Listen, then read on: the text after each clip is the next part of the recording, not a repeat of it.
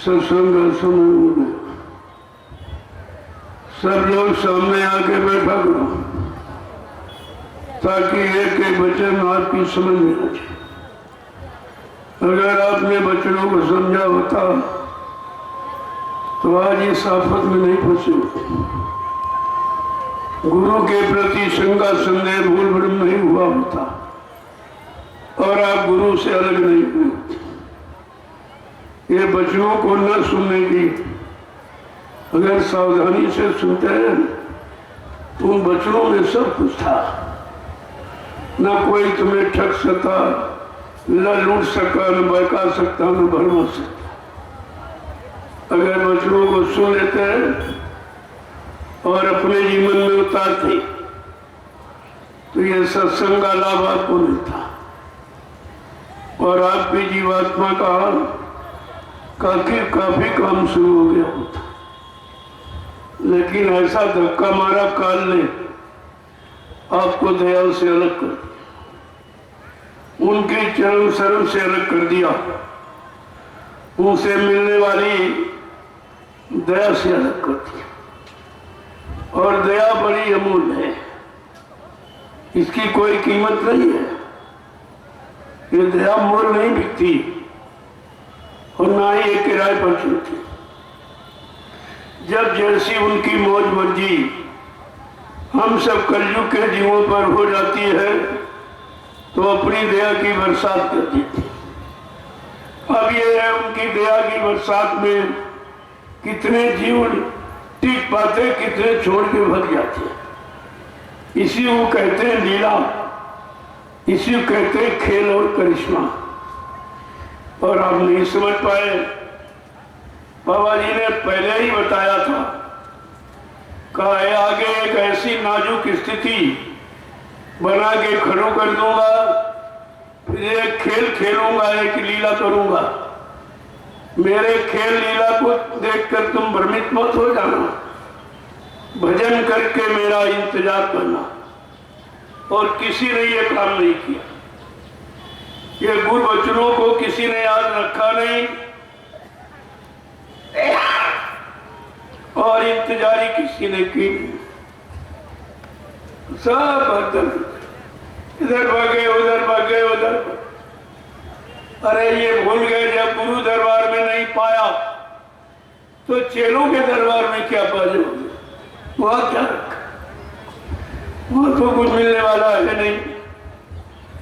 जिन्होंने गुरु को कह दिया मर के चले गए, अब गुरु के प्रति आपको क्या बताएंगे? क्या गुरु की महिमा आपको बताएंगे? कैसे गुरु पर आपको विश्वास कराएंगे और कैसे गुरु से तुम्हारा काम करवाएंगे? क्योंकि बिना सतगुरु की कृपा के ये भवसागर कोई पार नहीं करा सकता। ये ताकत सृष्टि में किसी के पास नहीं। तभी तो गुरुवाणी ने बताया कि बने तो सतगुरु से बने और बिगड़े तो भरपूर। ऐ जीवात्मा सुर तो रूह हो, जब कभी तुम्हारी बनेगी तो वक्ते मुर्शिद समय के सदगुरु से बनेगी। और समय वाले वो कह दिया मर का चला गया, इन्होंने तो प्रचार कर दिया मर के चला गया। और समय का लिखा, समय का सदगुरु एक ही आता। सतगुरु एक, गुरु बहुत तेरे। समय का गुरु एक ही आता जो जीवात्माओं के कल्याण के लिए आता। वो राजपाट धनोत मान सम्मान काल माया के सामान को दिलाने नहीं आता, लेकिन इतना जरूर करता है कि तुमको भूखा सोने नहीं देंगे, नंगा रहने नहीं देंगे, तुम्हारा पारिवारिक सामाजिक कोई कार्य रुकेगा नहीं। वो टाइम पर किससे कैसे पूरा करा दिया जाए, लेकिन तुम भजन तो करते रहो। एक काम आपको दिया गया था कि अगर तुम लोग भजन करने लगो तो तुम्हारी सारी मनोकामनाओं को पूरा कर दिया जाएगा। कितना बड़ा वादा तुम्हारे लाभ का, भौतिक लाभ का, आध्यात्मिक लाभ का, दोनों तरफ का वादा आपको किया गया, लेकिन आपने किसी तरफ के वादे पर विश्वास नहीं किया और एकदम गुरु से अलग हो गए और इधर भागे उधर भागे। अरे किसी से अलग हो गए, यहाँ तक ठीक था कि फिर वापिस आ जाओगे, लेकिन जब ये कह दिया मर के चले गए तो उन लोगों का वापिस आना गुरु के समीप बड़ा मुश्किल होता। जब वह गुरु को जिंदा सुन नहीं सकती तो वो दर्शन क्या करेंगे, कैसे देख सकेंगे? ये तो बात उनको सोचनी चाहिए। और जिन्होंने किया उन्हें सब मालूम। इन दोनों को मालूम है कि हकीकत क्या है। इसने वादा भी किया था, उज्जैन वाले ने कहा था कि आप लोग शांत रहिए, मैं सारा रात खोल दूंगा। बात तक उसने नहीं बताया। रात खोलने की वजह से और पर्दा डाल दिया, कहा गुरु मर गए और हमको काम को कह गए, ये और प्रचार कर रहा। यानी अपराध पर अपराध, गुनाह पर गुनाह, पाप पर पाप। तो इसका परिणाम कितना खतरनाक होगा, इसको अभी हजारों बार तो जन्म लेना पड़ेगा, क्योंकि करोड़ों जीवों को गुरु की शरण चरण से हटा दिया और एक भी जीव नहीं लगाया।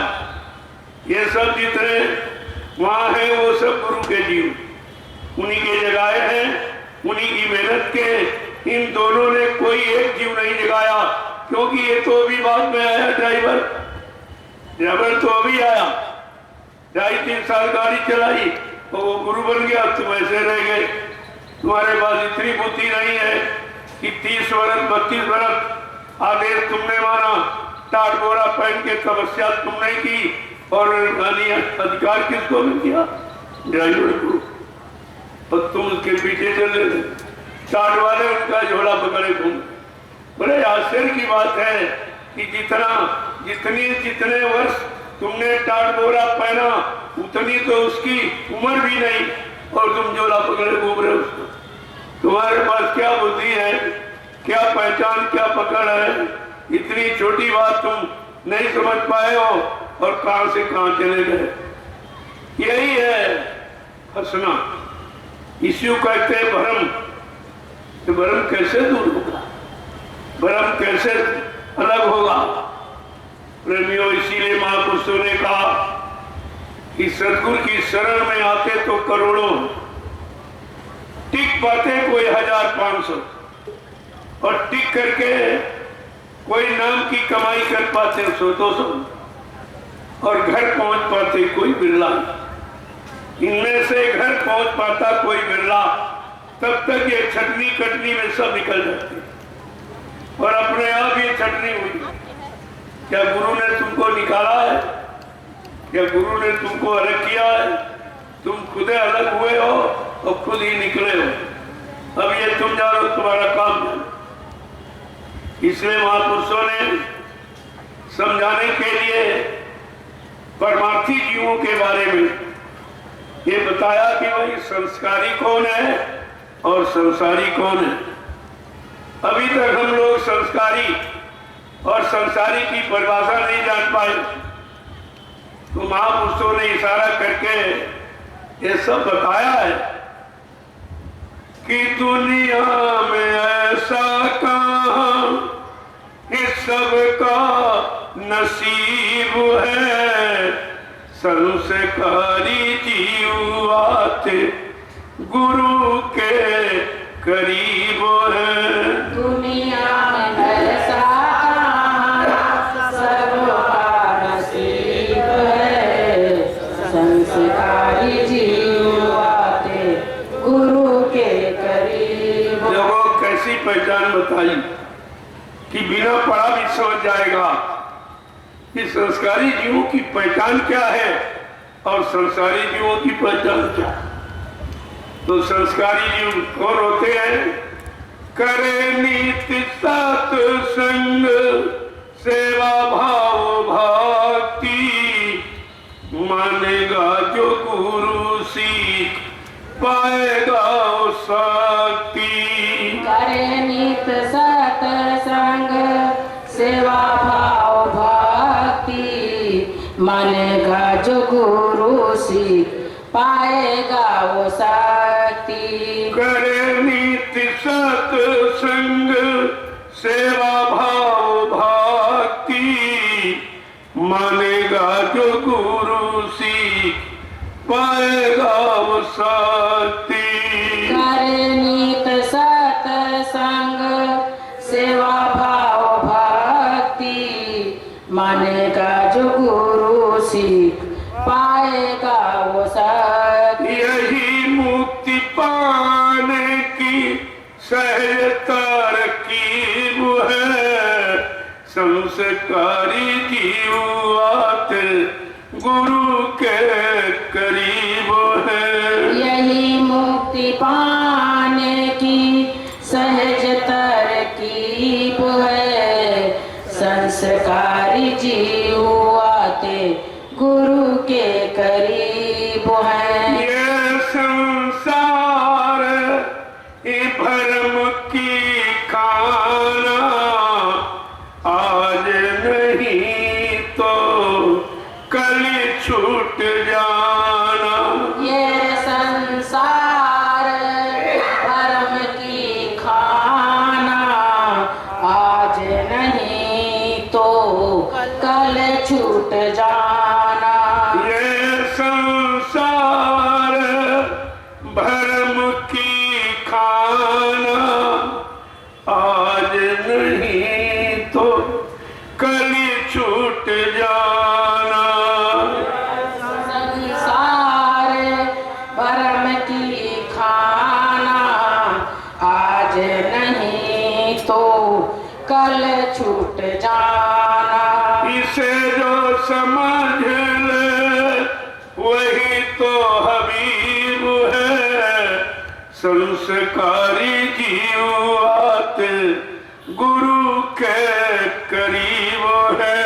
इसे जो समझ ले वही तो हबीब है, संस्कारी जीव आते गुरु के करीब है। दुनिया में ऐसा कहाँ इस सब का नसीब है, संस्कारी जीव आते गुरु के करीब है। दुनिया में ऐसा कहाँ सबका नसीब है, संस्कारी जीव आते गुरु के करीब है। विचार करो कितने गुरु के करीब हैं, कितने गुरु से दूर खड़े और दूरी बढ़ाते चले जा रहे हैं, क्योंकि इनका प्रचार कि गुरु मर के चला गया। इनसे पूछो अगर गुरु मर जाएगा तो फिर जिंदा कौन रहे? ये जीवात्माएं कैसे अपने घर पहुंचेंगी? इनको कोई पहुंचाने वाला है? तुम्हारे पास कर्मों में माफी दिलाने वाला है कोई? वो स्वामी जी महाराज ने इसी भूल भ्रम को, संदेह को दूर करने के लिए रामचरितमानस में स्पष्ट वर्णन किया कि गुरु बिन भाव निधि तरह ना कोई, और जो भी रांची इस शंकर सम होई। का कोई कितना धर्मान बलवान बुद्धिमान ब्रह्मा विष्णु महादेव के समान क्यों न बन जाए, लेकिन ये भवसागर बिना समय के सदगुरु के कोई पार नहीं जा सकता। कितनी बड़ी पहचान आपको दी गई, लेकिन तुम्हारे पास कोई शब्दों की पहचान नहीं, शब्दों की पकड़ नहीं। गुरु शब्द यानी वो शब्द का उच्चारण करता है, लेकिन अक्षर उसका माध्यम। अक्षर से शब्द की पहचान बताते, लेकिन वो स्वयं अक्षर निचर के पार अक्षरातीत होती है। तो बात तो इसलिए है, अगर ये जानकारी आपके पास होती कि गुरु अक्षर निचर के पार अक्षरातीत है, तो फिर इतनी बड़ी भूल और भ्रम आपको कभी नहीं। लेकिन आपने गुरु को इंसान माना, इंसान समझा, अपने जैसा हाथ पैर कान नाक वाला, यही आपकी सबसे बड़ी भूल थी। गुरु ने मानव तन धारण किया, इसके लिए क्योंकि हमारी आपकी जीवात्मा अपनी बार मनुष्य शरीर में आई हुई। ये मनुष्य शरीर में जीवात्मा के कारण गुरु ने मानव तन धारण किया। अपना वो निर्मल चेतन प्रकाश में आनंद में देश को छोड़कर इस काल माया के गरीब गंदगी वाले देश में आ गए, हमारी आपकी जीवात्मा के कल्याण की। और आपने उनको क्या समझा? कुछ भी नहीं। एक साधारण इंसान की तरह भी नहीं समझा। जब कोई बुजुर्ग घर का खत्म हो जाता है, वो भी बाल बच्चों को बुला के बैठाता है, कहता देखो भाई मेरा समय पूरा हो गया, तुम आपस में लड़ना नहीं, तुम भाई जमीन ले लो, तुम दुकान ले लो, तुम मकान ले लो, झगड़ा मत करो। उसको भी अपनी बनाई व्यवस्था की चिंता होती है कि मेरी व्यवस्था बिगड़ने न पाए मेरे बाद। ये तो साधारण इंसान की बात, जिनको आपने समृद्ध मालिक माना और कहा ये यानी मतलब अनादि महाप्रभु है, ये युग सृष्टा है, ये युग दृष्टा है। इतना बड़ा प्रमाण आपने दिया, इतनी बड़ी ख्याति और प्रशंसा और संज्ञाएं आपने दी, पर गुरु को फिर क्या समझा? एक इंसान से भी गया गुजरा, कहते हुए मर के चले। ये किसको बता दो? ये 45 करोड़ चेला हो, ये बताओ किसको बता दो? और वो दो कह रहे हमको बता दो। एक कह रहा हमको बता गए कि तुम नाम पावर लो, और एक कह रहा हमको कि हमको वसीयत कर गए। बड़े मतलब बड़ा हंसी वाला विषय है कि ऐसा तो कोई साधारण व्यक्ति अपने परिवार नहीं करता, झगड़ा कभी छोड़ के नहीं जाता, अपने सामने सब बच्चों को अपने हम सबको दे देता, ले लो। लेकिन ये 45 करोड़ चेलों का झगड़ा ये कौन कर गया? आपने कभी विचार किया बैठ के? एक तो नहीं 45 करोड़ 45 करोड़ जीवों का झगड़ा ये कौन निपटाएगा? ये फैसला कौन करेगा? जिसने समान रूप से कोई भेदभाव नहीं रखा, समान रूप से नामदान दिया, समान रूप से सत्संग सुनाया, और मथुरा में राष्ट्रीय मन से समान रूप से आदेश देते, छोटा बड़ा कोई भी। मैंने लोगों से पूछा कि आप बाल बच्चेदार हो, सत्य बोलना। क्या बाबा जी के मुख से राष्ट्रीय मंच मथुरा में आपने सुना है कि मैंने इसको नाम पावर दे दिया, ये इसको वसीयत कर दी? नहीं। सच बताइए आप, किसी ने सुना? नहीं। तो तुम बाबा जी की सुनने गए थे कि चेलों की? गुरु महाराज की। गुरु की मानने गए थे कि गुरु की चेलों के मानने गए थे? गुरु महाराज की। तुमने इतनी छोटी बात नहीं पकड़ पाई और कितना भारी अपना परमार्थी आध्यात्मिक नुकसान कर दिया और अपराधी बन गए। क्योंकि सबसे बड़ा दुष्परिणाम होता है किसी की मृत्यु का। मृत्यु की सबसे बड़ी सजा है हम काल माया के देश में। मृत्यु का बदला मृत्यु। तभी जो किसी को मार डालता है उसको भी फांसी की सजा दी। और इतना भारी है, यानी दुष्प्रचार हो गया, गुरु का कितना बड़ा अपमान हुआ और आप लोग उस अपमान को सहते रहे। क्या समय आने पर तुम अपने आप को गुरु का शिष्य कहला सकोगे? अब तुम बाबा जी के शिष्य कहलाने के भी लायक नहीं रहे, क्योंकि तुमने विश्वास खत्म कर दिया और तुमने भी उन स्वार्थी लोभी लाचियों की हाँ में हाँ मिलाई और एकदम चुप, कुछ नहीं बोले। अगर तुम्हारे सामने कोई कह दे तुम्हारा बाप मर गया, तुम्हारा भाई मर गया, तो आप कितना झगड़ा करो? ये गाली है सब, ये सबसे बुरा शब्द है मरना। और गुरु का इतना बड़ा अपमान सारा हिंदुस्तान में ये 5 लोग करते रहे और तुम 45 करोड़ सुनते रहे। तुम्हारा जैसे नामर्दोर कौन माना जाएगा? कौन माना जाएगा?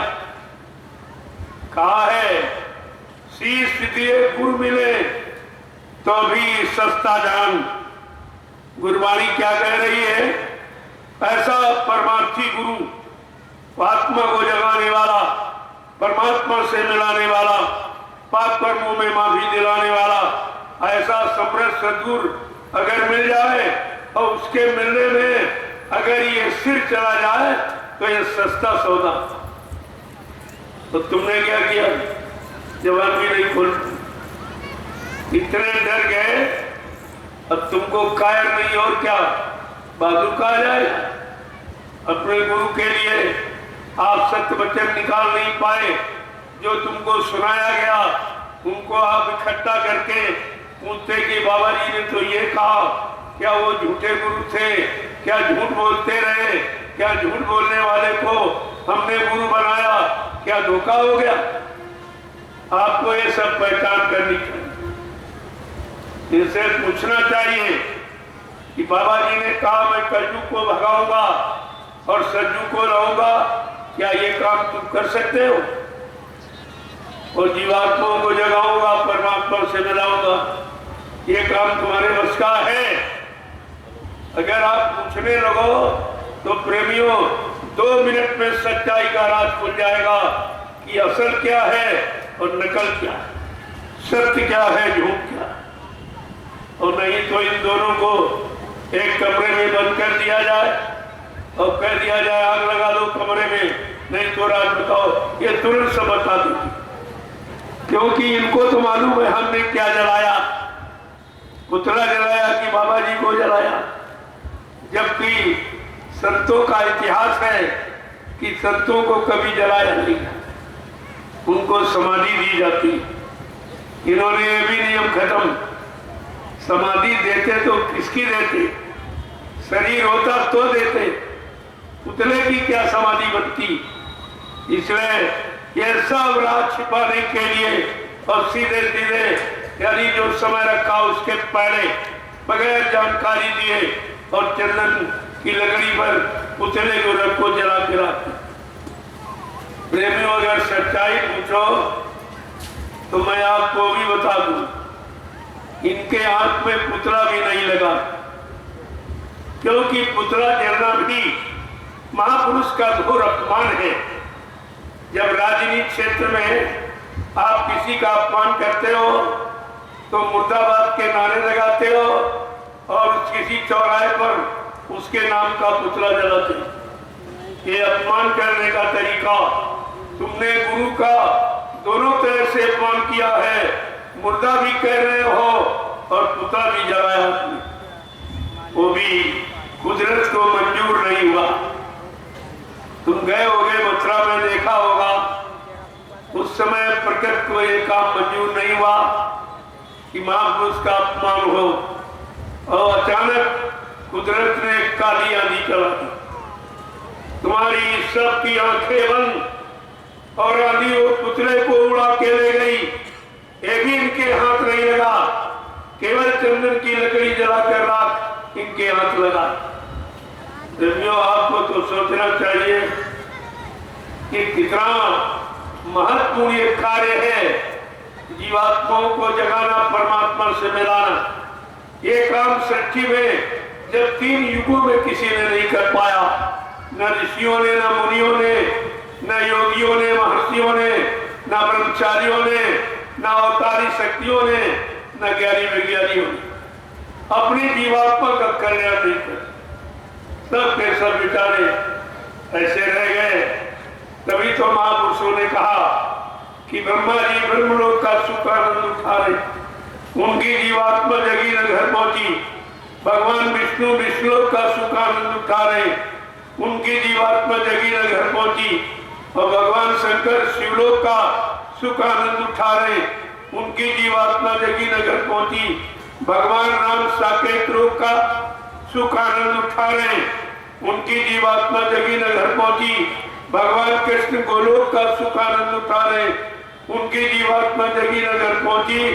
देवी देवता देवलोक का सुख आनंद उठा रहे, उनकी जीवात्मा जगी न घर पहुंची। क्योंकि जीवात्मा जगाना ये संत सदगुरु का काम, और संत सदगुरु इनके समय में आए नहीं थे, वो तो अभी कलयुग में आए। लगभग 750 वर्ष पूरे होने, तब से संत नाम सुनने को मिला। नहीं, संत नाम यहाँ नहीं था। न 4 वेद, 6, 7, 18 पुराण, 19 उपनिषद और 36 ऋचाएं, ये धर्म चर्चा जो वर्णित है, इनमें भी संत नाम नहीं। इतनी बड़ी बात कि वो कलयुग में आए, इसके लिए हम सब गंदे कमजोर भोगी विलासी जीवों की, जिनका कोई सहारा नहीं सृष्टि, उनका सहारा बनने आए, और हमने अपने सहारा भी नहीं ले पाए। हम कितने दुर्भाग्यशाली हैं कि वो सहारा देने वाले से हम सहारा भी नहीं ले पाए, उनको अपना बना नहीं पाए, उनसे बड़ा कोई काम नहीं करा पाए। इससे बड़ा दुर्भाग्य और क्या हुआ। हम सब जीवों का कितना बड़ा ये दुर्भाग्य, और अब भी समझ में नहीं आ रहा।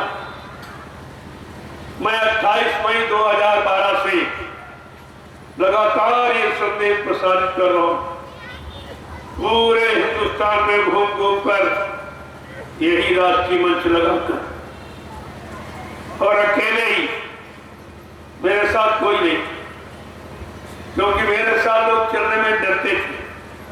इनको कहीं मार दिया जाएगा, गोली मार दी जाएगी, बम डाल दिया जाएगा, और उनका शासन प्रशासन इनको उठा के जेल में बंद कर दिया। तो मारे डर भय के मेरे साथ कोई लगता नहीं था।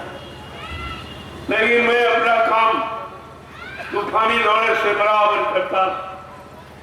3 बरस में ऐसे घूमता रहा, गाड़ी का भाड़ा भी नहीं निकलता था, क्योंकि सबके अंदर ये था, ये झूठ कह रहे हैं, ये कह रहे बाबा जी जिंदा है, और सारा हिंदुस्तान कह रहा मर गए। तो भाई इनकी बात कैसे मानी जाए। तो मैंने कहा भाई कोई प्रमाण होगा, आप हमसे जीवित के 1000 प्रमाण ले लो, और तुम मुर्दा का एक ही प्रमाण दे दो। एक भी आज तक ये प्रमाण नहीं दे पाए। मैंने कहा मृत्यु का सर्टिफिकेट बनवा दीजिए, वो भी अभी तक कुछ नहीं, एक नकली बना के ले आए। मैंने कहा भाई इसको मैं इसको नहीं मानता हूँ। मैं इस बात को कैसे मानूं? मुझे तो सब मालूम है नकली असली क्या। हम कैसे तुम्हारी बात मान लें? कहने का मतलब प्रेमियों, सच्चाई को छिपाने में कितना प्रयास किया गया और सब एक तरफ और मैं अकेला, बिल्कुल हिंदुस्तान में अकेला। लेकिन मेरे पास सत्य था, धर्म था और गुरु था। ये तीन चीजें। लोगों ने कहा रे सारी संगत उनके पास, आश्रम उनके पास, जमीन उनके पास, मतलब यानी और प्रशासन उनके पास, आपके पास क्या? लेकिन तुम बिल्कुल सही कहते, लेकिन जो मेरे पास वो उनके पास नहीं, जो उनके पास वो मेरे पास नहीं। तो आपका पास क्या है? हमने कहा मेरे पास मेरा गुरु है और उनका गुरु मर चुका। लिहाजा गुरु की कृपा और दया गुरु बल से ही काम हमेशा हर युग में हुआ है, आज भी होगा। उनके पास गुरु नहीं है, उनका गुरु मर गया है, इसलिए गुरु बल तो उनके पास है नहीं, गुरु शक्ति उनके पास है नहीं, गुरु दया उनके पास है नहीं। लिहाजा कोई भी काम बिना गुरु की दया से कोई कर नहीं सकता। बगैर गुरु की दया से भगवान राम ने भी कुछ नहीं, जो किया था गुरु के इशारे पर किया। रामचरितमानस को पढ़िए तो गुरु की महिमा आपको समझ में आ जाएगी। जब गुरु की महिमा इतनी बड़ी, जो काम कोई नहीं कर सका अपने चेले राम से जनकपुरी में करवा दिया, तो प्रेमियों सतगुरु कितना बड़ा काम कर सकता, उसके बारे में आपको कोई ज्ञान नहीं। जब गुरु की महिमा और गुरु का काम तीनों युगों में दिखाई दे रहा, प्रेमियों आज कलयुग है, इसलिए सतगुरु का काम हो, सतगुरु की दया चाहिए। जिसे मिल गई वो बड़ा भाग्यशाली है, वही अपनी जीवात्मा का कल्याण करा सकता, वही पाप कर्मों में माफी दिला सकता और वही जीवात्मा घर जा सकती। देखिए कितना बड़ा काम, कहां से काम आपने कर, आपकी समझ में कुछ नहीं आया। हमारे धार्मिक देश मजहबी मुल्क में आदिकाल से गुरु की महिमा, प्राचीन काल से ही, और कोई मजहब धर्म, सबने अपने मजहब धर्म के मुताबिक अपने बड़े गुरु को जरूर माना। बिना गुरु के किसी ने आगे कदम नहीं बढ़ाया। और आपको सद्गुरु मिला जो किसी को नहीं मिला। भगवान राम कृष्ण को केवल गुरु ही मिले थे। इतनी बड़ी पूजा हो रही, जब गुरु का आदेश माना, उनके बताए रास्ते पर चले, तो लाखों वर्ष हो गए, शरीर से गए राम, आज भी उनकी पूजा। ये गुरु भक्ति की पूजा। वो विश्वामित्र और वशिष्ठ के शिष्य थे, ये इनके दो गुरु थे। राजनीति व्यवस्था अपने गुरु वशिष्ठ से पूछते रहते थे, धर्म नीति व्यवस्था अगर बिगड़ गई तो अपने गुरु विश्वामित्र को सलाह दी। भगवान राम की तो ये महिमा, और यहाँ तो गुरु कुछ नहीं, सब कुछ भूल गए, सब गुरु बन बैठे। रामचरितमानस कह रही उसको भी नहीं सुना। एक तरफ जय श्री राम का नारा लगाते और श्री रामचरितमानस कोई नहीं पढ़ा, उसको नहीं मान पा रहे क्या लिखा। उसमें तो लिखा है, राम राज बैठे त्रैलोका, हर्षित भये गए सब शोका। जब राम गद्दी पर बैठे तो सारे रात में खुशहाली और आनंद और शांति थी। और ये नेता जब से बैठे तब से दुखे दुख, अशांति और झगड़े झंझट और महंगाई, गरीबी, बेरोजगारी, टैक्सों की भरमार, कोई अच्छा काम, कोई सुकून शांति का काम नहीं है। आपको रामचरितमानस से ये सीख लेनी चाहिए। भगवान राम ने अपने आप गति पर नहीं बैठी। प्रथम तिलक वशिष्ठ मुनि की ना, वशिष्ठ मुनि ने जो कुलगुरु थे उनके, उन्होंने तिलक लगाया और गति पर आसीन। इनका कोई गुरु नहीं, अपने आप तिलक लगाते, अपने आप बैठ जाते। प्रेमियों, कैसी मजाक उड़ाई जा रही धर्म की, धार्मिकता की और धार्मिक व्यवस्था की और ऋषि मुनियों की, महात्माओं की अवतारी शक्तियों का अपमान। ये घोर अपमान है। उनका नाम लेते हो, उन्हीं की बनाई व्यवस्था का तिरस्कार करते, कोई नहीं स्वीकारते। गोस्वामी जी महाराज ने ये सब लिख के बताया है कि भगवान राम का राज आज लोग भी याद करते। क्यों? उनके राज में प्रजा को क्या मिलता था कि दैहिक दैविक भौतिक तापा और राम राज्य काहू नहीं व्यापा। तीन तरह के दुख, और वो तीनों तरह के दुख भगवान राम के राज्य में नहीं थे। और आज तीनों तरह के दुख नेताओं के राज्य में आ गए कि हमारे देश का नेतृत्व कभी मनचले स्वार्थी लोभी लालची नेताओं के द्वारा नहीं हुआ। वो शाकाहारी सदाचारी ब्रह्मचारी, वो त्यागी और तपस्वी और चरित्रवान लोगों के द्वारा इस धार्मिक देश में हमेशा परिवर्तन हुआ और होगा। इसे कोई रोक नहीं सकता। आपको अपने इतिहास पर विचार करना चाहिए कि हमारा इतिहास क्या बता रहा, हमारे पुराण क्या बता रहे हैं, इस पर आपको ध्यान देना चाहिए। तुम भी भूल गए, वो भी भूल गए, तो बस नहीं। यहाँ ठगा ठगी का मेला, सब एक दूसरे को लूटने और ठगने में जुट गए और अपना स्वार्थ हल करने में, अपना मान सम्मान लूटने में जुट गए। और प्रजा का क्या होगा इससे कोई मतलब नहीं। वो ये नहीं पढ़ते हैं जो रामचंद्र मानस के उत्तरकांड में लिखा कि जासुराज हे प्रिय प्रजा दुखारी असुर से नर के अधिकारी। कहा जिसके राज में प्रजा दुखी, जिसके राज में प्रजा दुखी है वो राजा सीधे नरक में जाएगा। ये किसी ने नहीं पढ़ा। ये श्री राम का नारा लगाने वाले श्री रामचरित मानस को तो बिल्कुल मानते ही नहीं। एक भी वचन इनकी करनी में नहीं है। तो ये झूठा नारा लगाओ, झूठा नाम लो और काम गलत करो तो उनका भी अपमान जिनका नाम ले, ये भी सजा आपको मिलेगी। ये मत सोचो कि हम जो कर रहे हैं कोई देखने वाला नहीं है।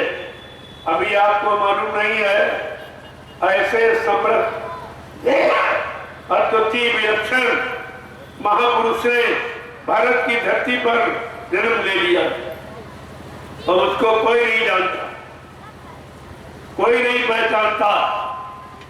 संत रविदास जी जो मीराबाई के गुरु थे, सैकड़ों साल पहले उन्होंने अपनी ज्ञान पोथी में लिख के दिया कि भारत में अवतारी होगा जो एक विस्मयकारी होगा, ज्ञानी और विज्ञानी होगा, वो अद्भुत सेनानी होगा। ऐसा अनोखा सेनानी न बम चढ़ाएगा, न तीर तमंचा भाला बच्ची, अपनी वैचारिक क्रांति के द्वारा देश दुनिया में परिवर्तन करके दिखा देगा। देखो रविदास जी ने क्या कहा है, भारत में अवतारी होगा जो एक विस्मयकारी होगा, ज्ञानी और विज्ञानी होगा, वो अद्भुत सेनानी होगा। इतनी बड़ी बात है। देखिए, और कहा वो अनोखी लीला करेगा जो आज तक धरती पर किसी ने किया ही नहीं। कौन सी लीला? चीते जी कई बार मरेगा और छंदम भेष में वो विचरेगा।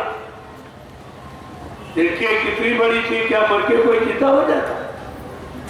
कहा उनकी ये लीला, उनका एक खेल है, ये काम उनके लिए बिल्कुल खेल की, यानी शरीर में से निकल जाना और फिर वापिस आना, जीवात्मा को निकालना। वापिस यही इमरजेंसी में किया, इमरजेंसी में यही किया। जब वो मुसलमान प्रधानमंत्री बाबा जी को निर्दोष बंद किया तो उन्होंने कहा, रे भाई ये शरीर तो जड़ है, इस पर का तेरा तुम्हारा किसी का भी अधिकार हो सकता है, लेकिन जो शरीर के चलाने वाली जीवात्मा वो तो मेरी है, उसको मैं जहाँ चाहूंगा निकाल कर ले जाऊंगा और जब तक चाहूंगा तो तब तक रहूंगा और तुम्हें उसका कोई भार नहीं हो पाएगा। ये तो लीला की थी, लेकिन लोग उस समय भी नहीं समझ पाए।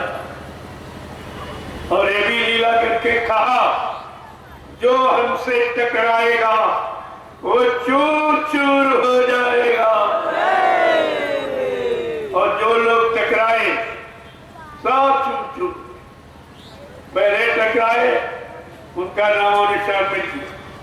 इसके बाद दूसरे वो गए, देखा मथुरा में और सच्चाई नहीं कह पाए तो उनका भी नामो निशान मिट गया। और तीसरा वो गई, कहा कि बाबा जी के पास पहुंचे भी मथुरा में, यहाँ चमड़ा उद्योग खोलेगी, उसका तो नामो निशानी, उसकी तो बोली भी नहीं। यह है संतों से टकराने का। अब ये बचा, ये भी टकरा रहा, ये भी सत्य वचन कहने के लिए यानी बिल्कुल मतलब तैयार नहीं है, न कह सकता। अब आप प्रमाण आप सामने आती, आप इतने लोग बैठे हो, क्या ये छोटी मोटी भीड़ है? एक गांव में इतनी बड़ी भीड़ कोई लगा नहीं सकता। और ये निस्वार्थ अपना किराया भाड़ा खर्च करके, अपना काम बंद करके, बाल बच्चों को छोड़कर क्या कार्यक्रम में आए? क्या कोई नेता, कोई राजनीतिक पार्टी इतने लोगों को निस्वार्थ इस तरह जंगल में बैठा सकती है? अरे आप विचार कीजिए, कोई भी धार्मिक मिशन जो हिंदुस्तान में हजारों से ऊपर बिना चंदा और सेवा लिए और निस्वार्थ इतने लोगों को और इस तरह से क्या जंगल में बैठा सकता? ऐसी भीषण गर्मी ये मैं दिखाना चाहता हूं और इसीलिए मैं परमिशन लेता हूं। परमिशन का मतलब इंफॉर्मेशन, मैं उनको सूचना देता हूं कि तुम भी आइए और देखिए ये समय का कैसा परिवर्तन और समय के परिवर्तन की कैसी यानी अनोखी और विलक्षण भूमिका है, इसको देखिए पहले। लेकिन किसी की समझ में कुछ और कोई आया भी नहीं। परमिशन देने में बहुत आनाकानी, और जब परमिशन हो जाए तो कोई जाकर नहीं आता। अगर इन पर कंप्लेन कर दी जाए, ये नौकरी से सब बर्खास्त हो जाए।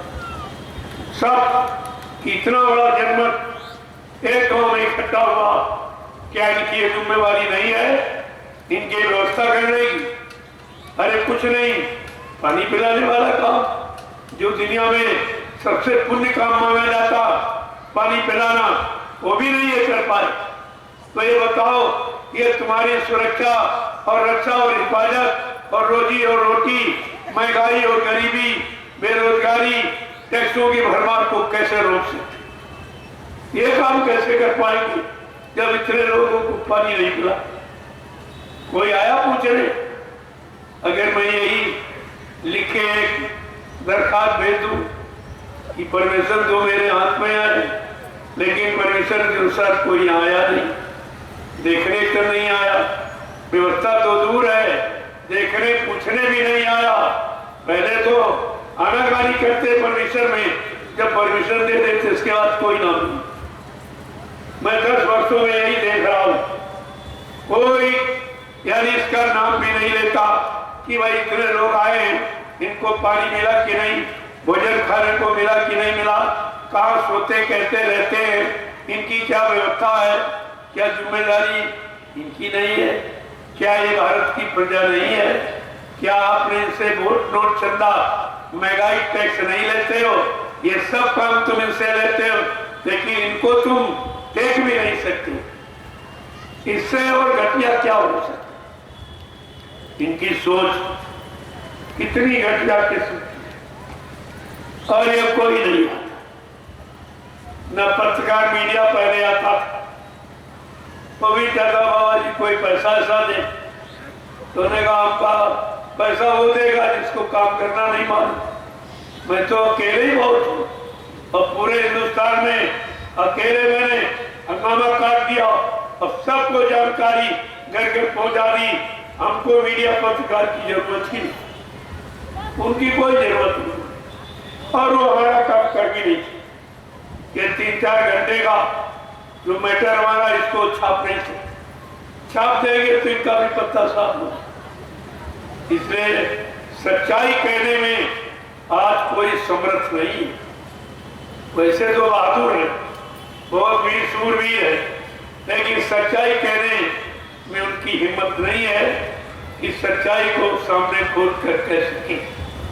और यहाँ तो मन से कहा जा रहा है, खुले मन से, और पूरे हिंदुस्तान में कहता हूँ, एक जगह नहीं, और सबको बता रहा हूँ, और सबके हित का और सबके लाभ का। कहने का मतलब ये है कि सच्चाई कहना ये सबके बस की बात। महाभारत में भी बड़े बड़े भीष्म पितामह, गुरुद्रोणाचार्य, कृपाचार्य सब, लेकिन सच्चाई वो भी नहीं कह पाए तो मारे गए। तो सच्चाई एक कहने वाला था, महात्मा विदुर।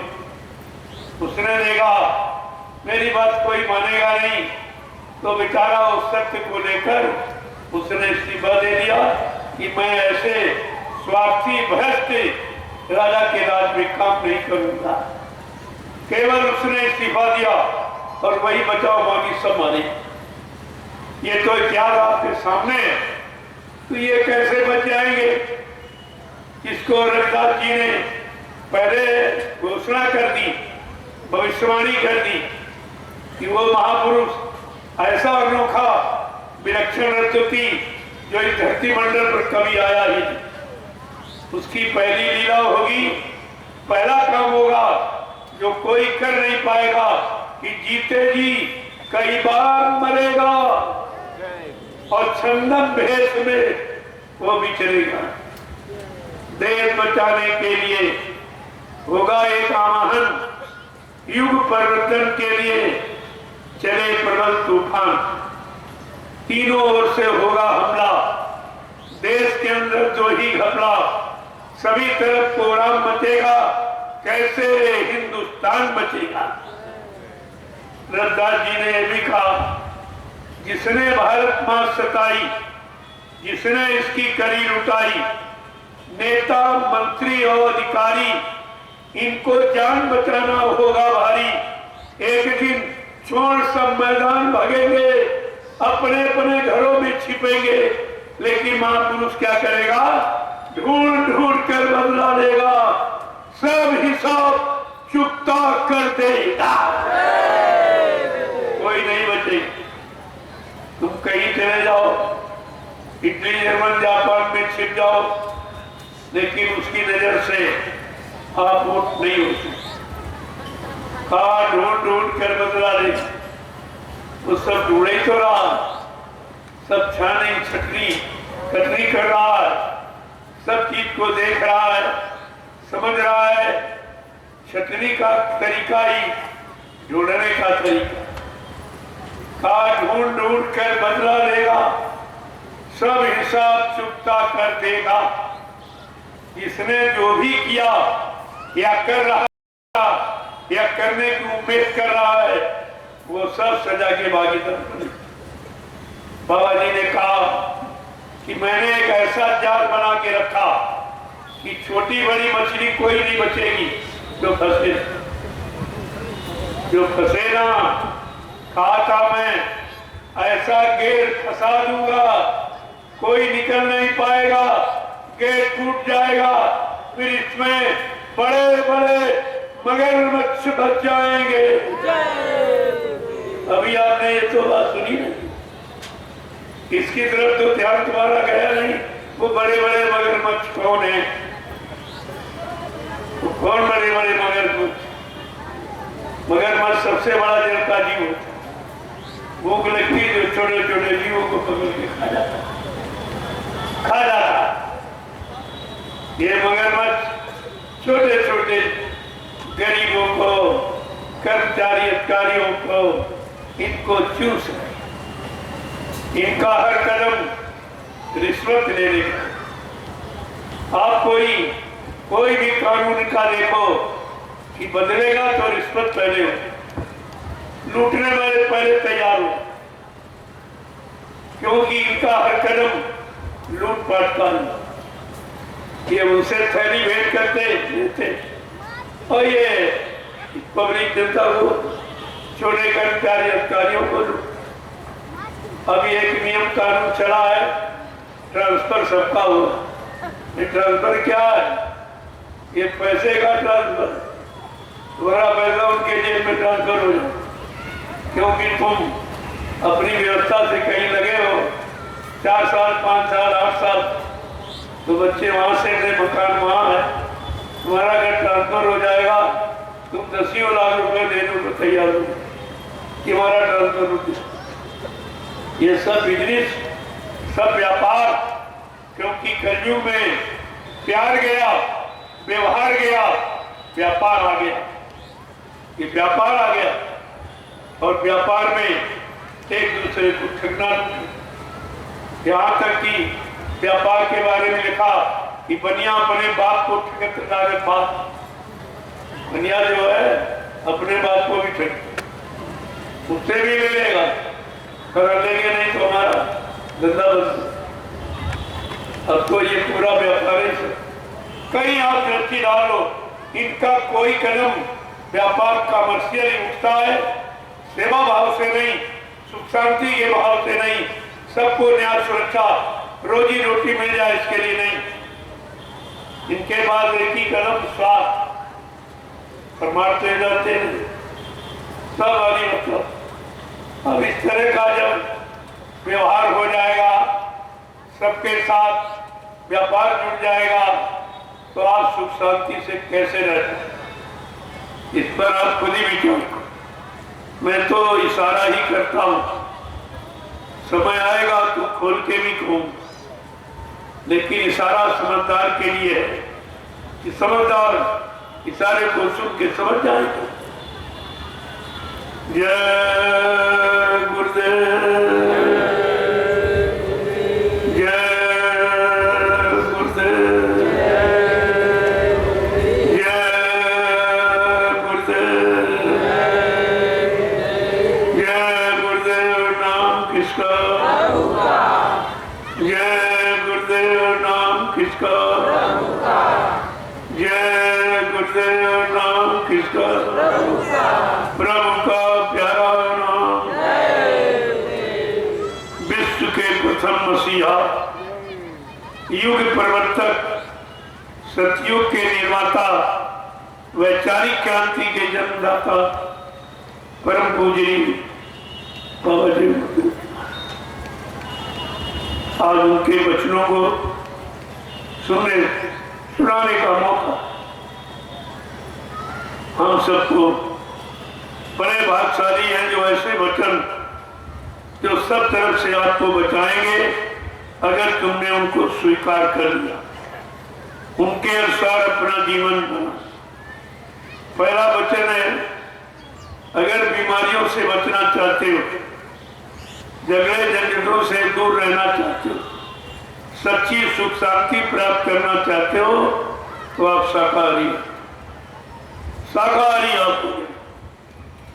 शाकाहारी का मतलब समझो, जो परमात्मा खुदा ने हमारे आपके लिए भोजन बनाया, वो भोजन करना। खुदा ने परमात्मा ने जितने जीव बनाए सबका भोजन अलग, पशुओं का अलग, पक्षियों का अलग, कीड़े मकोड़ों का अलग, जंगली जानवरों का अलग और इंसान का भोजन सबसे अलग है। क्यों?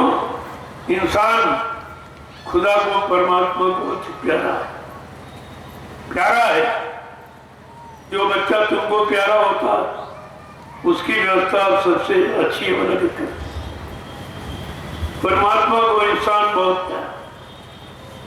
भगवान राम ने कहा भी है कि सब मेरे इस सब मम उपजाए और तीन में आधी के मनुज मोहे भाए। कह रहे खुदा कह रहा ये सब मेरा बना है। जितना जलसा तमाशा आप ये देख रहे हो ये सब मेरा बना है। ये पशु पक्षी कीड़े मकोड़े ये किसी आदमी इंसान विज्ञान ने नहीं बनाया, ये सब भगवान खुदा का बनाया। भगवान खुदा के बनाए सामान को अगर आप खराब करोगे, नष्ट करोगे तो भगवान खुश होगा कि नाराज? इतनी छोटी बात आपने सुनी। जैसे तुम्हारे बाल बच्चे हैं, तुम्हारा एक परिवार है, अगर तुम्हारे बाल बच्चों को मारे काटे, सताए, अपमानित करे, आपको कैसा लगेगा? इसी तरह आपको सोचना चाहिए ये जितने जीव ये सब परमात्मा खुदा ने बनाए, ये खुदा का परिवार है। तो खुदा के परिवार को अगर आप बिगाड़ोगे, नष्ट करोगे, मारो काटोगे तो फिर आपको खुदा सजा सुने। वही सजा आपको मिल रही है। तो इस समय खात्मा हो रहा है, विनाश हो रहा है, ये खुदा परमात्मा की नाराजगी का ये तरीका है कि हमने आपने उसको नाराज कर दिया, उसकी बनाई व्यवस्था को हमने बिगाड़ा है, उनके जीवों को हमने मारा काटा, सताया, अपमानित किया और उनके मुर्दा गंदे मांस को इस मनुष्य रूपी मंदिर में आपने रखा। अरे ईट पत्थर वाले मंदिर में भी मांस टुकड़ा नहीं ले जाते, शराब की बोतल नहीं ले जाते, वहां भी गाली गलौज, निंदा, आलोचना, बुराई कुछ नहीं करते हो।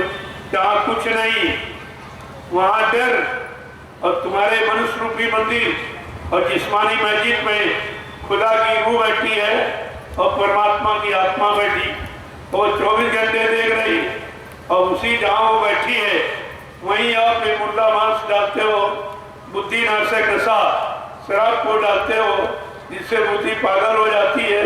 जब गंदगी फैलाओगे तो ये बताओ, खुदा ने, परमात्मा ने अपनी रूह जीवात्मा के लिए ये जिस्म शरीर ये मकान बना के दिया, इसमें हमारी रूह जीवात्मा रहेगी, और तुमने मार काट दी, तुमने खराब कर दिया, और रूह बेचारी तड़प रही है, कहाँ रहे? उसका घर ही आपने खराब किया। तो कितना ये जुर्म है, इसकी कितनी बड़ी सजा इन अज्ञानियों को, बेचारों को कुछ नहीं, इनको कुछ नहीं। अरे भाई मुर्दा मांस कौन खाता? कहा कुत्ता, कौवा, गीद, ये उनका भोजन। जब किसी का भोजन आप छीन लोगे तो बेचारे वो क्या करेंगे? देखा कि गिद्ध पलायन कर गए, क्योंकि तमाम गिद्ध ये तैयार हो गए, ये मनुष्य शरीर वाले तमाम गिद्ध तैयार, उनका भोजन ही यानी मिलना बंद हो गया, मतलब यानी। और जब भोजन किसी का बंद कर दो तो तुम्हारे घर से तुम्हारा बच्चा चला जाए, वो भी नहीं रहेगा। तो आपने ये जो अनैतिक कार्य और पाप किया है, आप इसकी सजा पाओगे, ये माफी मिलने वाली नहीं। अगर तुम्हारा बेटा खत्म हो जाए तुम्हें कैसा लगे? और तुमने कितने जीवों को मारा, कितने जीव, कितने मुर्गे मारे और कितनी मछली मारी, कितने बकरे काटे, कितने मासूम बच्चों की हिंसा और हत्या गर्भपात नसबंदी के द्वारा आप किए बैठे हो। तुम्हारे जुर्म और तुम्हारा पाप तो इतना है जो तुम भूल चुके हो, गिनती नहीं कर सकते हो, और उन सब की सजा मिलने का समय आ गया। अब ये समय आ गया। आपने देखा एक छोटी सी बीमारी आई और करोड़ों को समेट के लिए, और तुम कुछ नहीं कर पाए। डॉक्टर वैद्य वकील सब देखते रह गए, दवाएं रखी रह गई, तो ये सब चोट चली गई। अरे ये तुम्हारी दवा और तुम्हारा इल्म ज्ञान अब तुम्हारे लिए हानिकारक सिद्ध हो, क्योंकि ये लोग सब सलाह दी, अंडा खाओ, मुर्गा खाओ, पक्षियों का मांस खाओ, बड़ी ताकत मिलेगी, ये होगा वो होगा, तरह तरह का झूठा संदेश स्वार्थ और लालच के लिए दे रहे। तो इसका परिणाम कोई अच्छा नहीं, बहुत बुरा परिणाम। और उसी के लिए, उसी से बचाने के लिए ये उपाय किया गया कि एक बार इनको शाकाहारी बनने का मौका दे। ना माने तो ये जाने इनका काम जाने। एक बार इनको बता दो कि अब तुम्हारे सारे कारनामों से कुदरत सख्त नाराज हो चुकी और कुछ करना चाहती है। कुदरत का काम तुम्हारे हित में नहीं होगा, इसलिए आप लोग शाकाहारी। चलो आप महात्मा धर्मात्मा नहीं बन पाए, अच्छे नेक मास नहीं बन पाए, चरित्रवान नहीं बन पाए, तो कम से कम शाकाहारी बन जाओ। इसमें कौन सी आपत? इसमें तो आपका सब तरफ से लाभ, जो पैसा ये गंदे खान पान में आप बर्बाद करते हो वो तुम्हारा बच जाए, बाल बच्चों की पढ़ाई लिखाई और घर मकान शादी ब्याह में आपका काम आवे। महात्मा हर तरफ से तुम्हारी मदद करना चाहते हैं, लेकिन तुम महात्माओं की तरफ देखते भी नहीं। सुनाना तो दूर रहा, आपको नहीं मालूम है आगे तुमको भाग के आना पड़े। ये बात हमारी बांध ली। जब महात्मा सत्संग करेंगे तो तुम दौड़ के जाओगे, और तब तक महात्मा आगे निकल। अरे 200-300 किलोमीटर जब इस तरह से भाग दौड़ बचेगी, तुम्हारी सुनने सुनाने वाला, तुम्हारी रक्षा हिफाजत करने वाला या कोई दिखाई नहीं, उस समय तुमको महात्मा नजर आए। क्योंकि महात्मा सबके लिए, सबके लाभ के, उनका कोई अपना पराया नहीं होता, वो सबके होते हैं, सब उनके होते हैं। इसलिए सबके लिए वो जो भी काम करते हैं वो सबके लिए करते। बस से कम बात आपको सुननी चाहिए, जो तुम्हारे लिए आया, तुम्हारे हित कल्याण लाभ के लिए आया, अगर उसकी आप नहीं सुनोगे तो भी सुनोगी किस और किस सुनने से कोई लाभ होने वाला। जो भी सुनाएगा वो अपने लाभ के लिए, अपने मान सम्मान सामान के लिए, रुपए पैसे धन दौलत के लिए। लेकिन यहाँ आप 3 दिन से हो देख रहे, मैंने कोई किसी से कुछ पाला, कोई रुपया पैसा सामान ये काम दे रहा है। हमारे गुरु ने मुझे भिखारी नहीं बनाया, नामदान दिया, कहा जल्दी से नाम की कमाई करो, जीवात्मा जाग जाएगी। उस महात्मा के कदमों में हिंदुस्तान के लोग अपनी सारी दौलत और सामान सब न्यौछावर कर दी। ऐसा है देश, आपको तो इस पर विश्वास करना चाहिए। धीरे धीरे आप शाकाहारी हो जाओ, ये बहुत बड़ी मार पड़ने वाली है। मेरे बात में आप मत कहना ये क्या, ये अचानक घटना कैसी, अचानक हार्ट अटैक कैसे? तुम तो अचानक ही मुर्गे को काट दिया बिना बताए, बकरे को काट दिया बिना बताए, सूचना दिए, मछली को मार दिया, अंडा छोड़ दिया। तो क्या तुमने किसी को बताया है? तो वो जब अपना कर्जा चुकाने आएगा तो क्या आपको बताएगा? ये तो महात्मा है जो आपको बीच में खड़े हो गए, आपको पहले से सचेत कर दे। भाई कुदरत नाराज हो गई, उसकी नाराजगी के आप अगर कुछ नहीं कर सकते हो तो शाकाहारी का संकल्प ले कि आज से मैं पूर्ण शाकाहारी। तो प्रेमियों जय गुरुदेव नाम 24 घंटे तुम्हारी मदद करें। हिंदू मुसलमान कोई हो, मुसलमान ये समझते कि हम हिंदी का नाम क्यों लें, तो तुमको जय गुरुदेव नाम खुदा का, जय गुरुदेव नाम खुदा का आप ही कहिए। जब लाभ मिल जाए तो मान लेना, लेकिन शाकाहारी रहोगे तो लाभ मिले, ये शर्त है। अगर आप शाकाहारी है तो ये नाम हर वक्त तुम्हारी संभाल करेगा, तुम्हारी रक्षा करेगा, हिफाजत। लेकिन कहते खराब काम में नहीं गया, उसमें मदद आपको नहीं मिली। अच्छे नहीं भरे काम में तुम्हारी मदद। ये तो सब आपको सोचना चाहिए। जब जब मुसीबत आपत्ति आई इस भारत देश पर, हमारा इतिहास कहता है हर युग में, जब सतयुग में आपत्ति मुसीबत खराब समय आया, प्रहलाद भक्त पर कितना सताया गया, मार डालने के कितने प्रयास, लेकिन सब असफल हो गए। इसके कारण वो बचा जो समय, यानी सतयुग में जो ज्ञानी योगियों ने हरि नाम जगाया था। हरि नाम का प्रहलाद ढूंढने लगा कि नाम जपत हरि कीन प्रसादु, अभक्ति सिरो मारी भय प्रहलादु, कि धुए संगला नीच प्यो हरि नामु, अपाए लेनु पावे ठाऊ।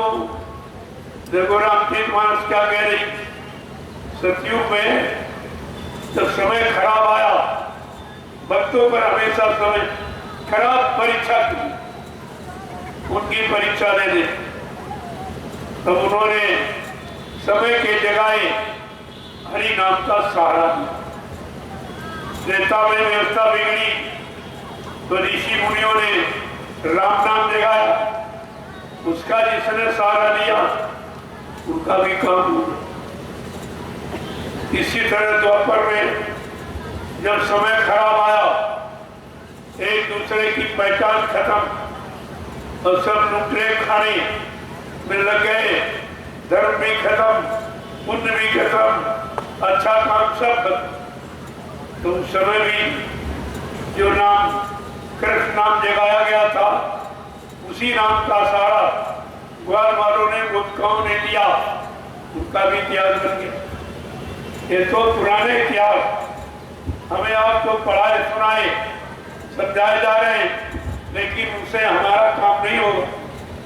वो अपने अपने समय का इतिहास, अपने अपने समय के जगाए नाम के द्वारा जो बने हैं, वो इतिहास उस समय वो तो जानकारी के लिए ये इतिहास लिखा गया कि आप इनसे जानकारी लेकर अपने वर्तमान के समय को ठीक कर लो और लाभ प्राप्त करो।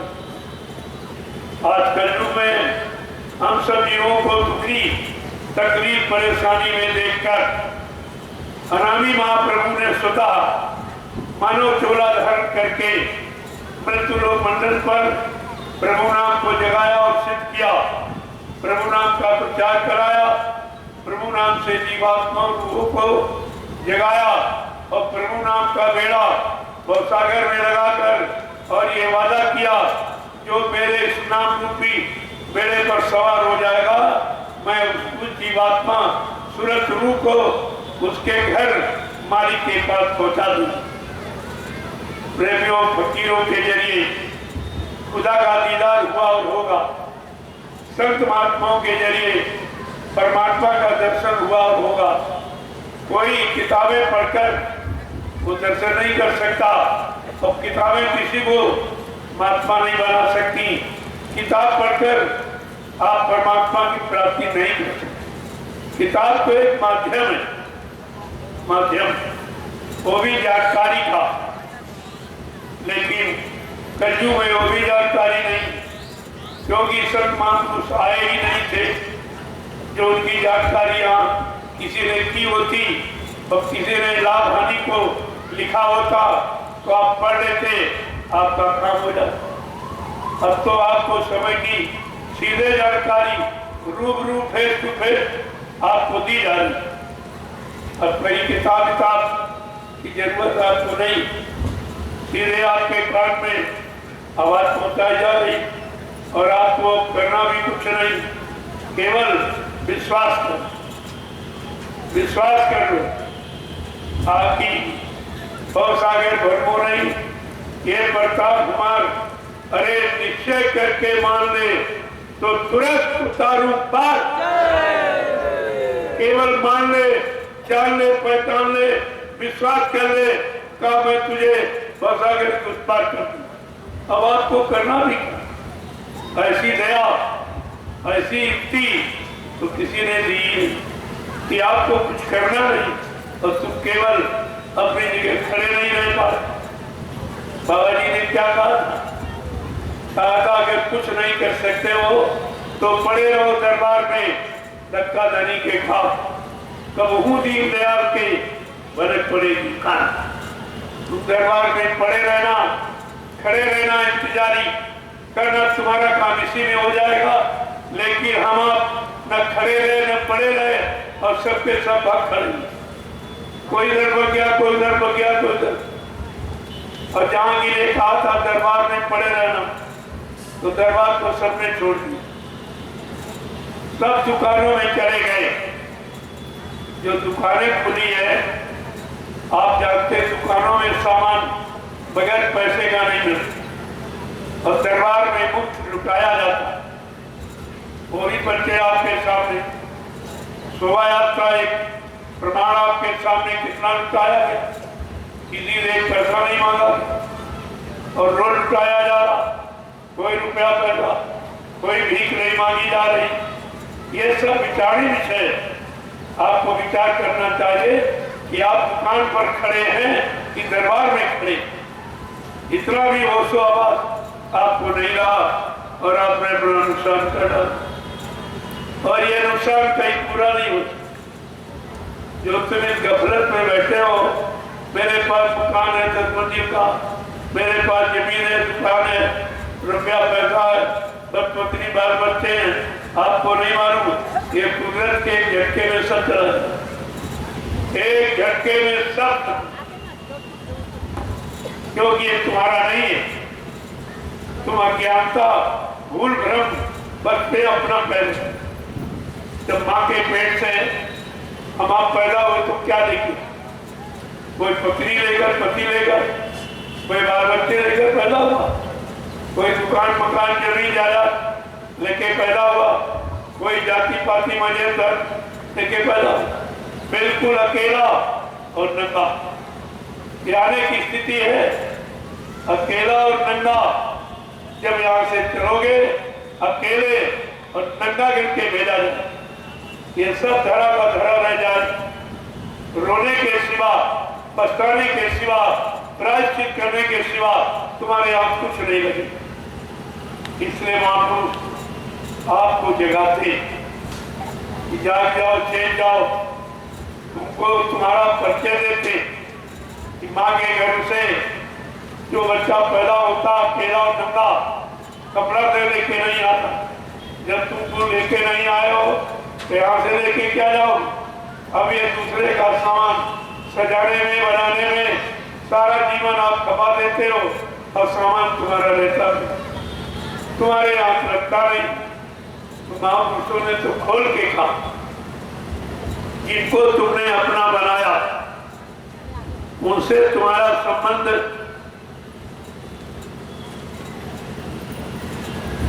कितने दिनों का है, कितने समय और घंटों का। तो समझाने के लिए एक एक बात को खोल के कहा कि देहरी तक पत्नी का नाता, देहरी तक ही पत्नी का नाता, पौली तक माँ का नाता है, मरघट तक जाते ये भाई बंधु, पर हमसे अकेला जाता है। जब जीवात्मा मनुष्य शरीर को छोड़ के भी चली, शरीर भी साथ नहीं गया, जिस शरीर के तुम रात दिन कमाते हो, खेती, दुकान, दफ्तर, बिजली, व्यापार, मजदूरी, इसे नहीं पूरा पड़ा तो झूठ बोलते हो, छलकपट, बेईमानी करते हो, हिंसा करते हो। ये सब आप काम करते हो किसके लिए?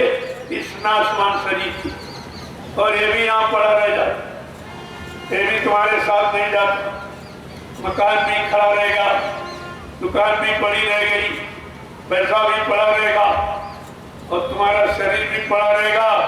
और जीवात्मा बेचारी अकेले आई थी और अकेले ही जाना, क्योंकि इसको अपना कोई सच्चा साथी नहीं मिला।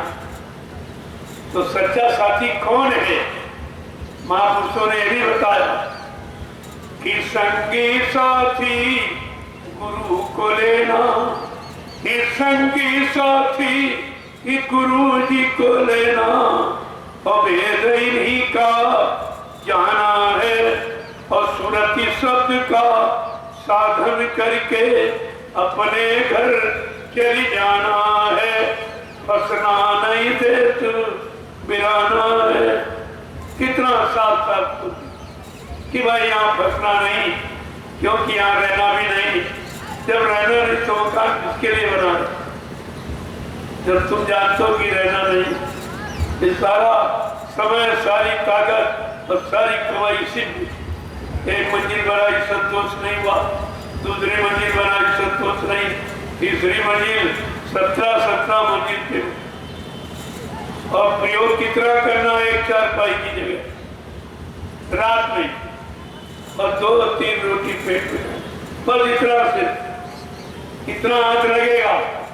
और ये तैयार करने में समय कमा दिया, जो तैयार करना चाहिए उससे तो भूल गए, और जिसको नहीं तैयार करना उसी में जुट गया।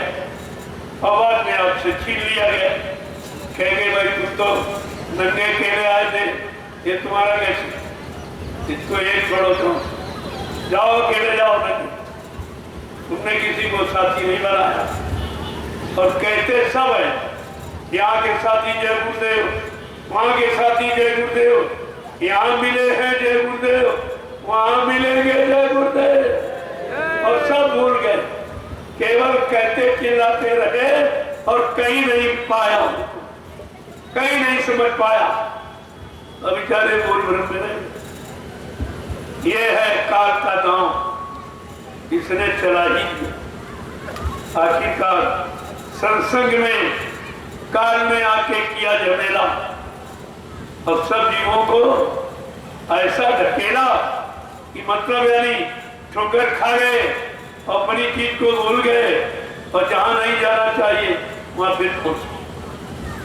ये सीधे तो सोचना चाहिए। इसलिए कहा रे काल के जीवो, तुम नया काम तो नहीं कर सकते हो, लेकिन पुराने बंद कर दो। जो रोज करते हो वो बंद कर दो तो तुम्हारा काम सब हो जाएगा।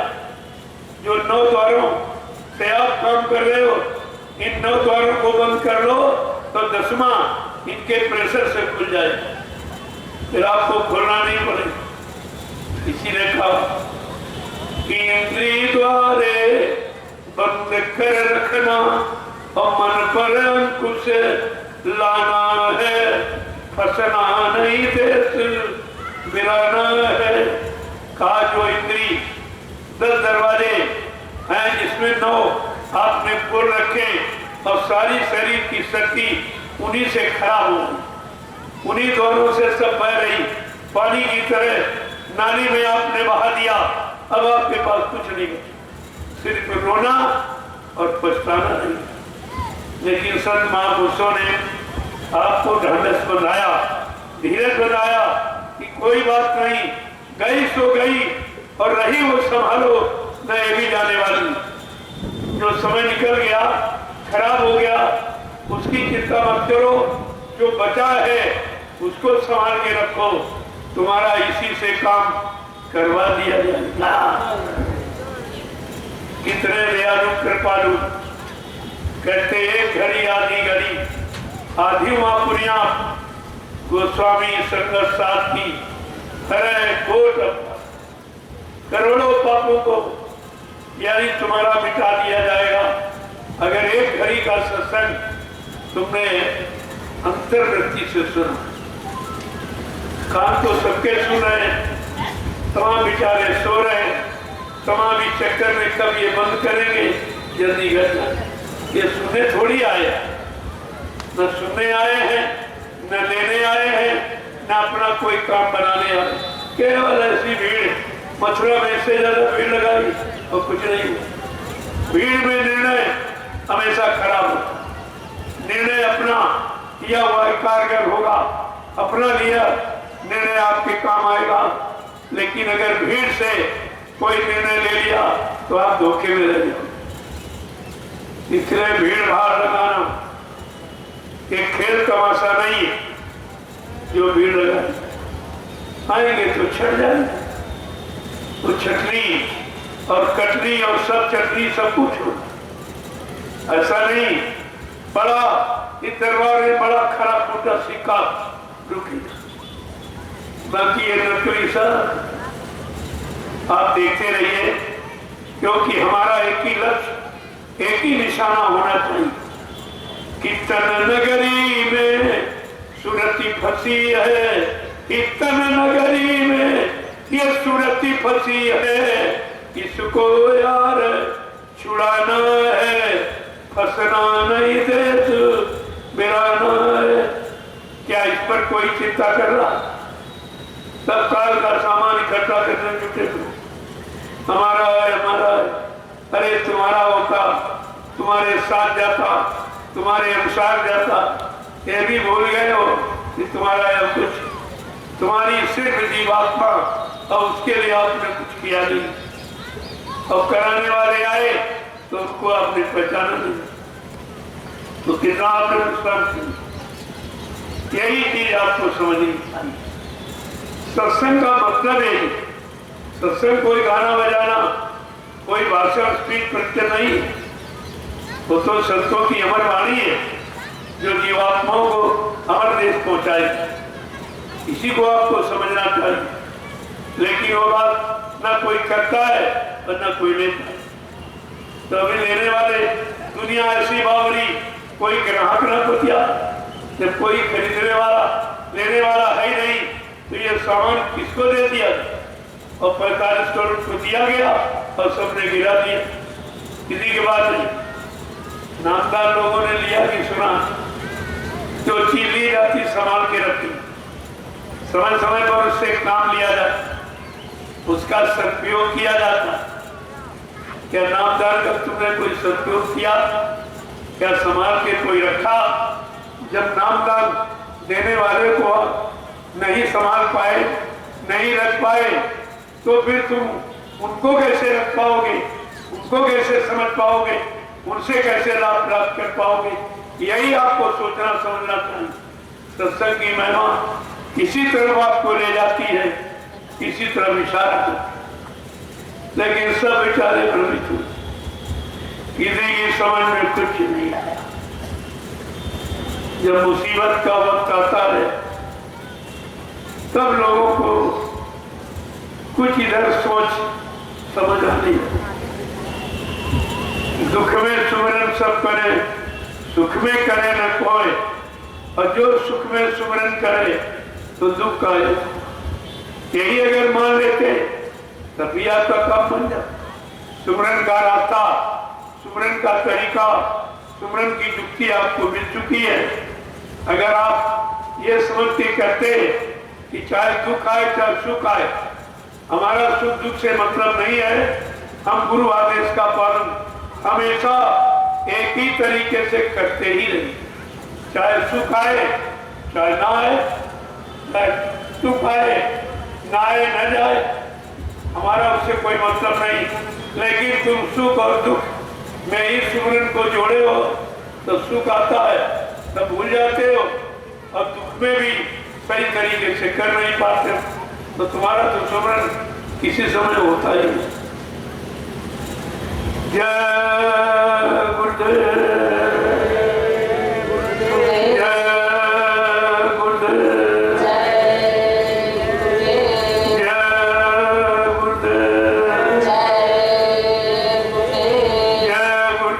नाम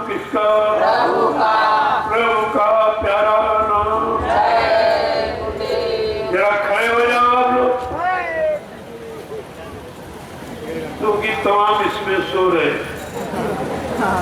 तमाम घर जाने की इंतजारी में।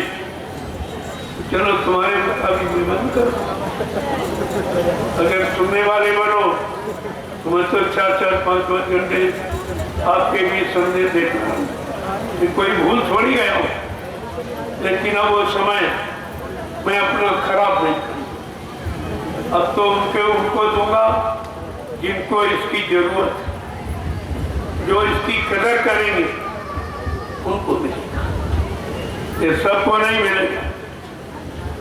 तो प्रार्थना तो हमारी आपसे एक ही है कि आप लोग शाकाहारी हो, और दूसरा भजन करने लो।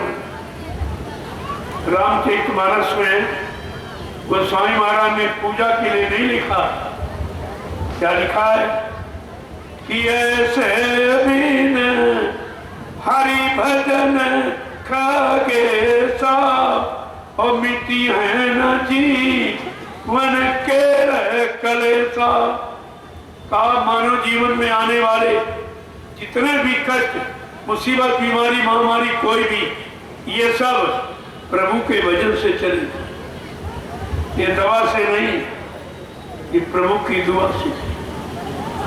दवा तो आपने बहुत खा रहे, लेकिन बीमारी नहीं जा रही। तुम्हारा शरीर इन रासायनिक दवाओं से नहीं बना, प्राकृतिक दवाएं, जो पत्ती है, पेड़ है, सब्जी है, दाल है, इससे तुम्हारा शरीर बना, और यही जड़ी बूटी तुम्हारे काबू। बाकी तुम्हारा शरीर रासायनिक तत्वों से नहीं बना। ये रासायनिक दवाएं आप पर सब निरंतर नए रोग को पैदा कर रही, बाजार खत्म होने के नए नए रोग पैदा। क्यों? अगर दूसरी बीमारी नहीं आएगी और सब अगर ठीक हो जाए तो मेडिकल स्टोर खत्म हो जाएगा, कौन जाएगा खरीदने? तो कोई व्यापार घाटे का नहीं करता, घाटे का व्यापार कोई नहीं। इसलिए एक बीमारी जाएगी, दूसरी पैदा हो जाएगी, तीसरी पैदा हो जाएगी, ताकि तुम आते जाते रहो, हमारी दवाएं खरीदती। ये तो बना ही रहे, और इसी को आपको खत्म करना है। तो कहते प्रभु के भजन के द्वारा, भजन नहीं किया बीमारियां आ गई, और करने लगे बीमारी चली जाए, बिल्कुल सीधा रास्ता। जय गुरुदेव, जय गुरुदेव, जय गुरुदेव। तो हमारी प्रार्थना ये है कि प्रभु का भजन सब करो धीरे धीरे, प्रभु का भजन सब करो धीरे धीरे, मीटे शांति मन, मिले शांति मन को तभी धीरे धीरे, मिले शांति मन को तभी धीरे धीरे, कि हीरा जन्म अमोलक मिला है, हीरा जन्म ये अमोलक मिला है, व्यर्थ में खो रहे हो इसे धीरे धीरे, व्यर्थ में खो रहे हो इसे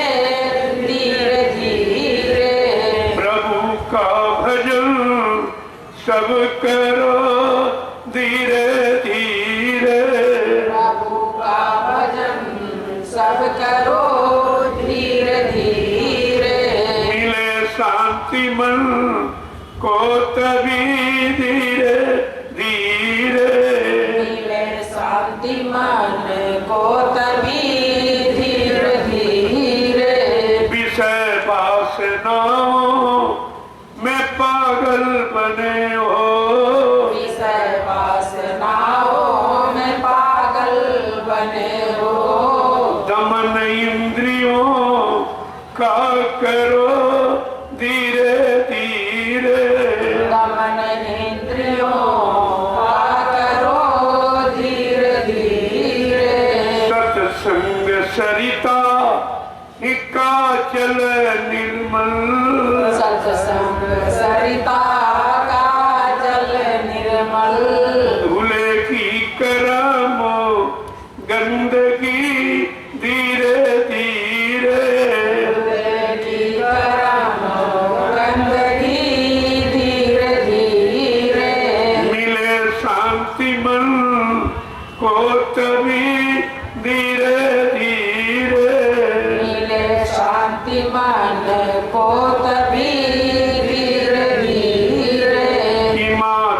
पिता सुत ये तारा बिरादर, माता पिता सुत ये तारा बिरादर, सबों से किनारा करो धीरे धीरे, सबों से किनारा करो धीरे धीरे, मिले शांति मन को तभी धीरे धीरे, मिले शांति मन को तभी धीरे धीरे, प्रभु का भजन सब करो धीरे धीरे, प्रभु का भजन सब करो धीरे धीरे, जय गुरुदेव, गुरुदेव जय गुरुदेव, जय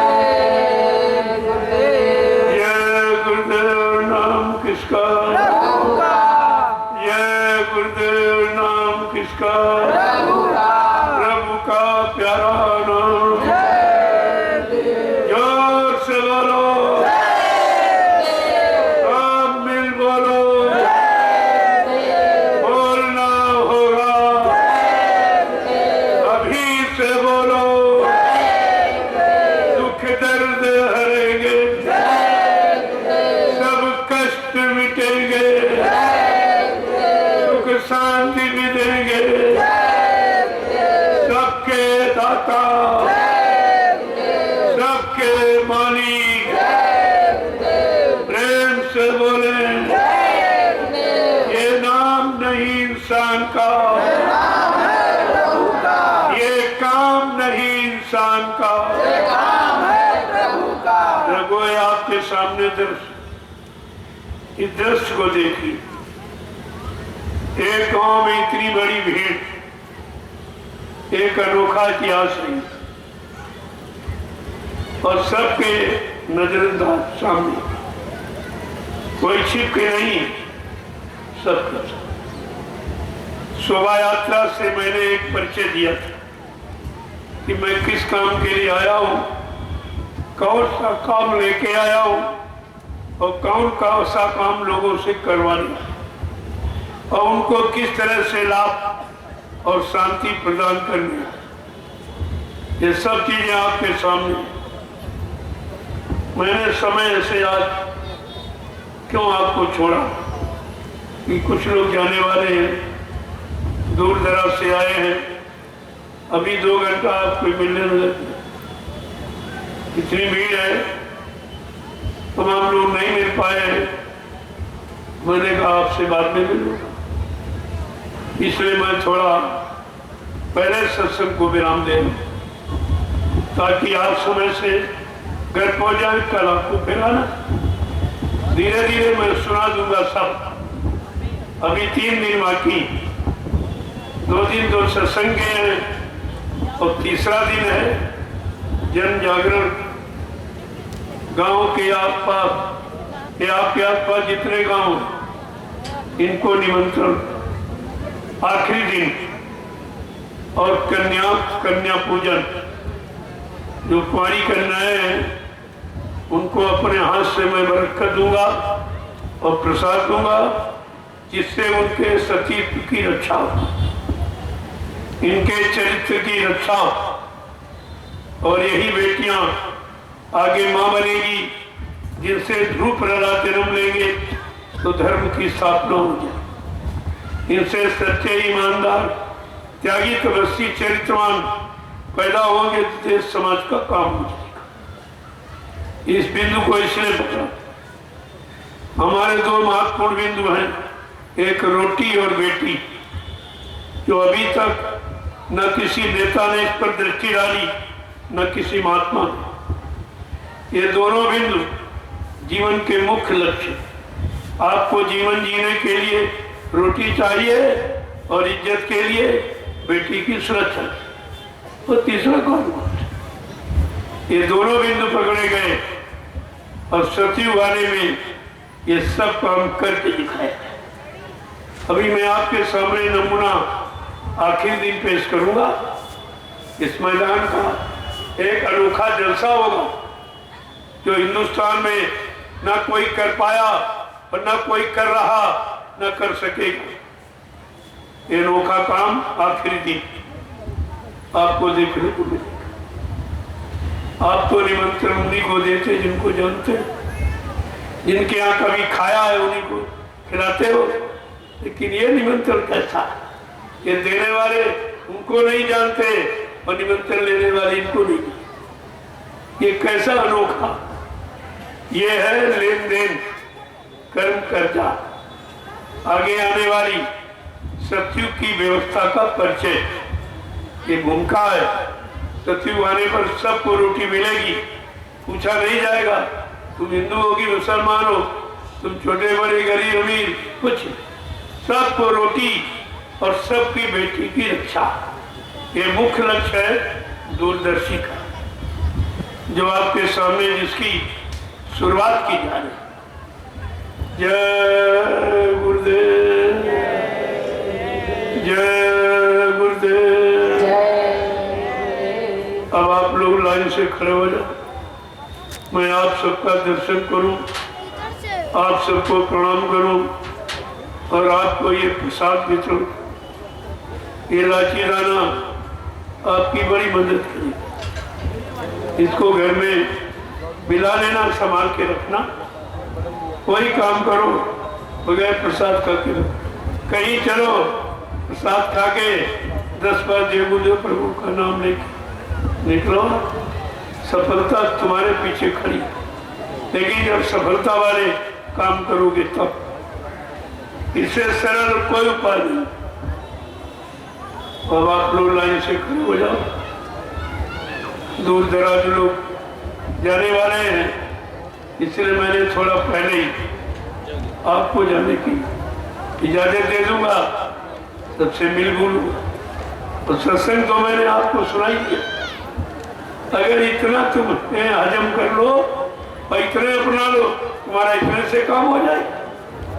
जो थोड़ी की वही बात 4-4, 6-6 घंटे और 4-6 घंटे सुनने की तुम्हारे में भी शक्ति नहीं है, रोकने की ताकत मन में नहीं है।